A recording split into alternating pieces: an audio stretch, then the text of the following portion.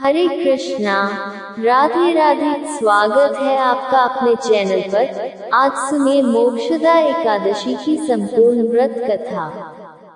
अर्जुन ने उत्पन्ना एकादशी की उत्पत्ति, महिमा, महात्म्य आदि सुनकर श्री कृष्ण से कहा, हे परम पूजनीय भगवान श्री कृष्ण, हे त्रिलोकीनाथ, आप सभी को सुख व मोक्ष देने वाले हैं, मैं आपको प्रणाम करता हूँ। हे प्रभु, आप कृपा करने वाले हैं, मेरी एक जिज्ञासा को शांत कीजिए। भगवान श्री कृष्ण ने कहा, हे अर्जुन, जो कुछ भी जानना चाहते हो निर्भय होकर कहो, मैं अवश्य ही तुम्हारी जिज्ञासा को शांत करूँगा। हे प्रभु, ये जो आपने मार्गशीर्ष माह के कृष्ण पक्ष की एकादशी के विषय में बताया है, उससे मुझे बड़ी ही शांति प्राप्त हुई। अब कृपा करके मार्गशीर्ष माह के शुक्ल पक्ष में जो एकादशी पड़ती है उसके विषय में भी बताने की कृपा करें। उसका नाम क्या है, उस दिन कौन से देवता की पूजा की जाती है और उसकी पूजन विधि क्या है, उसका व्रत करने से मनुष्य को क्या फल मिलता है। प्रभु, मेरे इन प्रश्नों का विस्तार सहित उत्तर देकर मेरी जिज्ञासा को दूर कीजिए, आपकी बड़ी कृपा होगी। अर्जुन की जिज्ञासा सुन श्री कृष्ण बोले, हे अर्जुन, तुमने बहुत ही श्रेष्ठ प्रश्न किया है, इसलिए तुम्हारा यश संसार में फैलेगा। मार्गशीर्ष माह के शुक्ल पक्ष की एकादशी अनेक पापों को नष्ट करने वाली है। संसार में इसे मोक्षदा एकादशी के नाम से जाना जाता है। इस एकादशी के दिन श्री दामोदर भगवान का धूप, दीप, नैवेद्य आदि से भक्तिपूर्वक पूजन करना चाहिए। हे कुंती पुत्र, इस एकादशी व्रत के पुण्य के प्रभाव से नरक में गए हुए माता, पिता, पितरादि को स्वर्ग की प्राप्ति होती है। इसकी कथा एक पुराण में इस प्रकार है, इसे ध्यानपूर्वक सुनो। वैखानस नाम का एक राजा प्राचीन नगर में राज करता था। उसके राज्य में चारों वेदों के ज्ञाता ब्राह्मण रहते थे। राजा अपनी प्रजा का पुत्रवत पालन किया करता था। एक रात्रि को स्वप्न में राजा ने अपने पिता को नरक की यातनाएं भोगते देखा। इस प्रकार का स्वप्न देखकर राजा बड़ा ही व्याकुल हुआ। वह बेचैनी से सुबह होने की प्रतीक्षा करने लगा। सुबह होते ही उसने ब्राह्मणों को बुलाकर उनके समक्ष अपने स्वप्न की बात बताई। हे ब्राह्मणों, रात्रि को स्वप्न में मैंने अपने पिता को नरक की यातनाएं भोगते देखा। उन्होंने मुझसे कहा है कि हे पुत्र, मैं घोर नरक भोग रहा हूँ, मेरी यहाँ से मुक्ति कराओ। जब से मैंने उनके यह वचन सुने हैं, तब से मुझे चैन नहीं है। मुझे अब राज्य, सुख, ऐश्वर्य, हाथी घोड़े, धन, स्त्री, पुत्र आदि कुछ भी सुखदायक प्रतीत नहीं हो रहे हैं।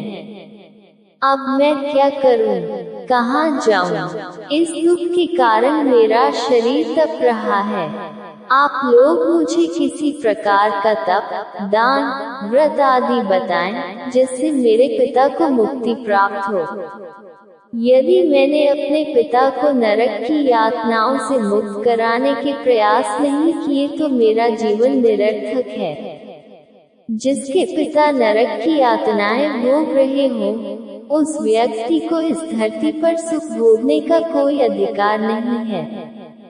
हे ब्राह्मण देवो, मुझे शीघ्र ही इसका कोई उपाय बताने की कृपा करें। राजा के आंतरिक दुख की पीड़ा को सुनकर ब्राह्मणों ने आपस में विचार विमर्श किया।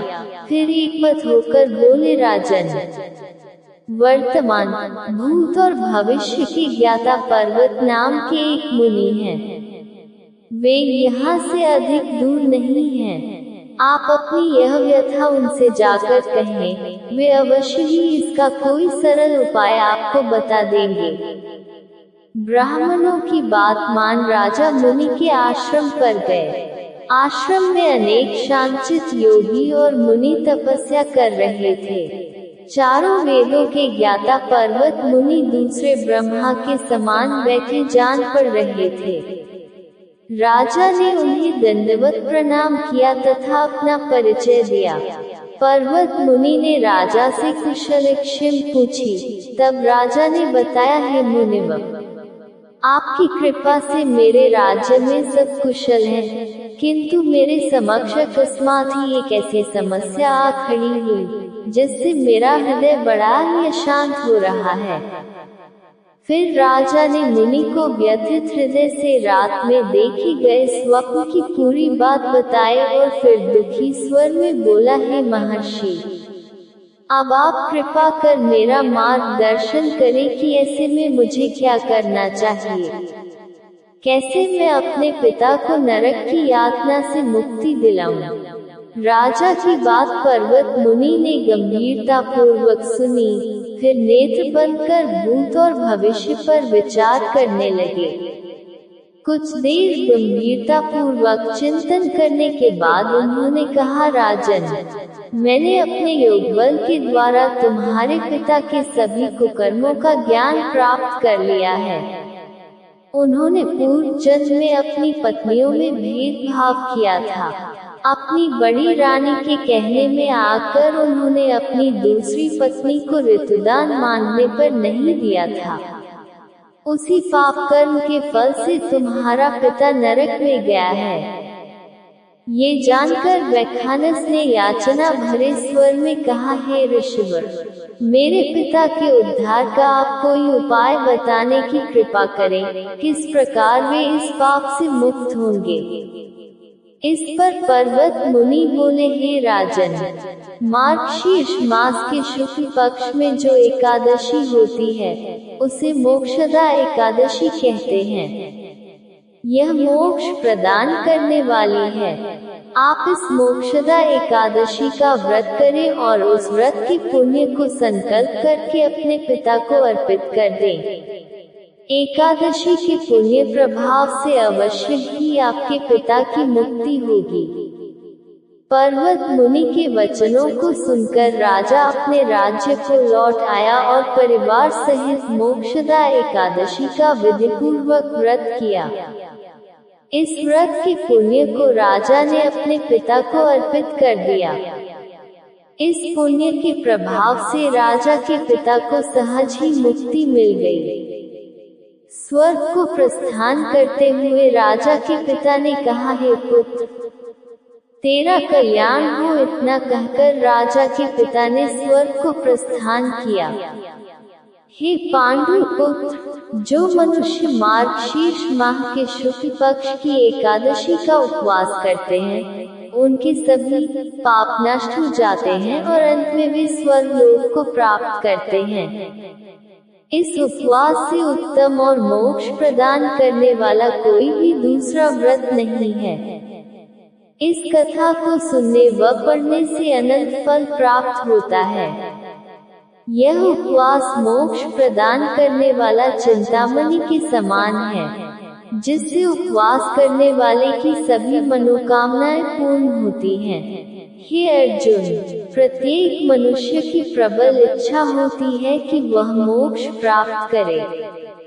मोक्ष की इच्छा करने वालों के लिए मोक्षदा एकादशी का यह उपवास अति महत्वपूर्ण है। पिता के प्रति पुत्र के दायित्व का इस कथा से श्रेष्ठ दृष्टांत दूसरा कोई नहीं है। अतः भगवान श्री हरि विष्णु के निमित्त यह उपवास पूर्ण निष्ठा व श्रद्धा से करना चाहिए। कथा सार। भक्तों, ये पिता के प्रति भक्ति और दूसरों के लिए पुण्य अर्पित करने की श्रेष्ठ और पवित्र कथा है। इसका उपवास केवल उपवास करने वाले मनुष्य का ही नहीं, अपितु उसके पितरों का भी भला करता है। अपने किसी सगे सहोदर, मित्र, बंधु को भी इस उपवास का फल अर्पण करने से उसके भी पापों व क्लेशों का नाश हो जाता है।